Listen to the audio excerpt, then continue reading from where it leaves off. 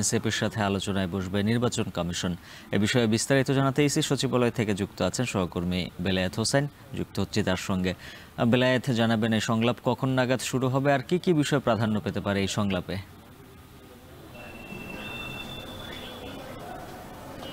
উজ্জ্বল, ঠিক সকাল 10:30টায় নির্বাচন কমিশনের যে পূর্ব নির্ধারিত এই সংলাপ সেটি শুরু হবে।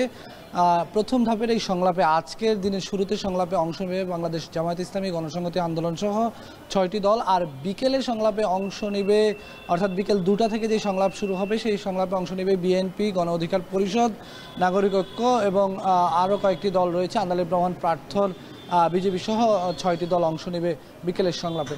সব মিলিয়ে গত কয়েকদিন ধরে নির্বাচন কমিশন যে সংলাপ করছে রাজনৈতিক দলগুলোর সঙ্গে, নিবন্ধিত রাজনৈতিক দলগুলোর সঙ্গে, বলা যায় যে অনেকটা নিরুত্তাপে ছিল এই সংলাপ। আজকে যেহেতু বিএনপি, জামাত, এনসি বলা যায় আজকেই সংলাপের সবচেয়ে বেশি সংলাপের উত্তাপ ছড়াতে পারে। আজকে এই ধারাবাহিক সংলাপে বিএনপি, জামাত, এনসিপি অংশ নিয়ে তারা তাদের মতামতগুলো তুলে ধরুন। পাশাপাশি নির্বাচন কমিশনের পক্ষ থেকে আগামী জাতীয় সংসদ নির্বাচনের সামগ্রিক যে প্রস্তুতি, সেই প্রস্তুতি সম্পর্কে রাজনৈতিক দলগুলোকে অবহিত করবে ইসি।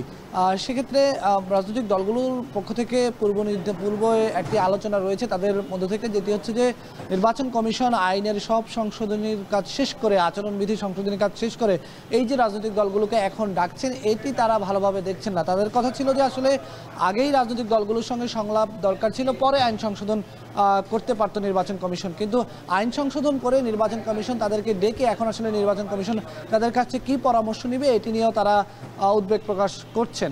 আর এর বাইরে একটি বিষয় তো অনেক দিন ধরেই বিতর্ক চলছে, সেটি হচ্ছে জোটগতভাবে নির্বাচন করলেও দলীয় প্রতীক নিয়েই ছোট ছোট দলগুলোকে নির্বাচনে অংশ নিতে হবে। এখন পর্যন্ত আইনের এমন সংশোধনী রয়েছে, এটি বিএনপি সহ বিএনপির সমমনা দলগুলো এটি তীব্র বিরোধিতা করে আসছে, যদিও জামাত, এনসিপি এটার পক্ষে অবস্থান রয়েছে।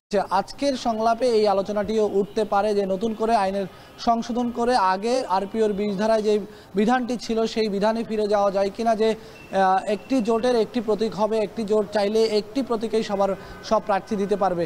তো এই আলোচনাগুলো চলবে, আমরা অপেক্ষা করছি কিছুক্ষণের মধ্যে জামাত ইসলামের প্রতিনিধিরা প্রবেশ করবেন, তাদের সঙ্গে আরও 5টি দলের প্রতিনিধিরা এখানে প্রবেশ করবেন।